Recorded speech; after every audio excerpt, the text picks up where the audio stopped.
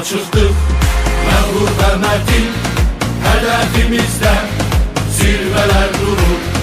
Yolumuz uzun, yolumuz çetin. Neticesinde haklı bir durur. Bir yola çıktık, mağrur ve metin. Hedefimizde zirveler durur. Yolumuz uzun, yolumuz çetin.